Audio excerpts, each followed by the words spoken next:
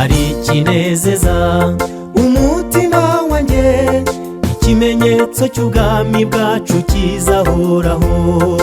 Isabato ibyayo birasobanutse, abageze i Karuvari bo bazi iby'uyu munsi. Umwami wayiduhaye yitwa umutamenwa, niyo mpamvu n'isabato itazahinduka. Twebwe abashibutse ku gishyitsi cya Dawidi, tuzaba mu mutamenwa turuhuka isabato.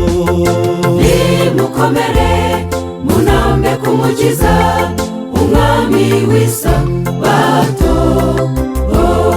Isabato irahari n'abayo barahari, muhumure tugiye gutabarwa.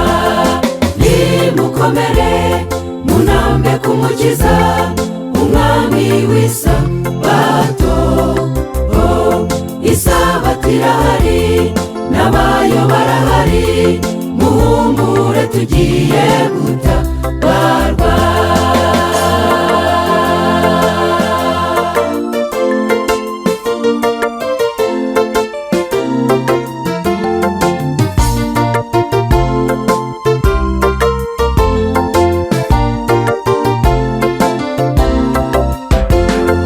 Ubwoba bukomeye bw'abira wadokiya butumye benshi bareka ubwami bayobotse. Bashyushya intebe gusa ntibazi iby'agakiza, bategereje gatanya ngo bareke isabato.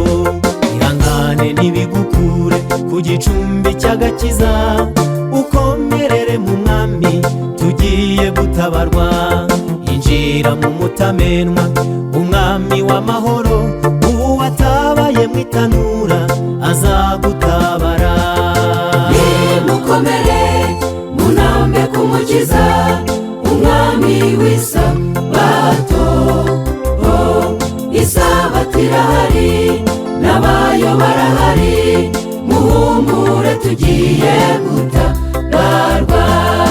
Nimukomere munambe kumukiza umwami w'isabato.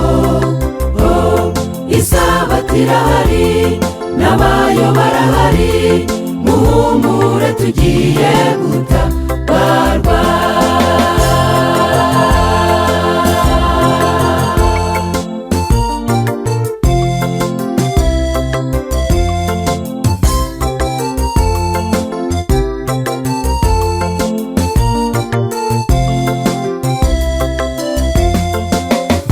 Eliya yazamutse ikirere, abakomeza isabato tugiye kuzamurwa.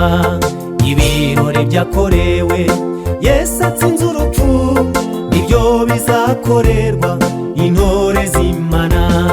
Komera ku kimenyetso umwami ari bugufi, ku ngengabihe twatashye intwari mukomere. Yambaraga yazamuye Yesu ari ku musozi, igiye kutuzamura twigire budapfa. Nimukomere munambe kumukiza umwami w'isabato. Isabato irahari n'abayo barahari, muhumure tugiye gutabarwa. Nimukomere munambe kumukiza umwami w'isabato. Isabato irahari n'abayo barahari, muhumure tugiye gutabarwa. Isabato irahari n'abayo barahari, muhumure tugiye gutabarwa. Isabato irahari n'abayo barahari, muhumure tugiye gutabarwa.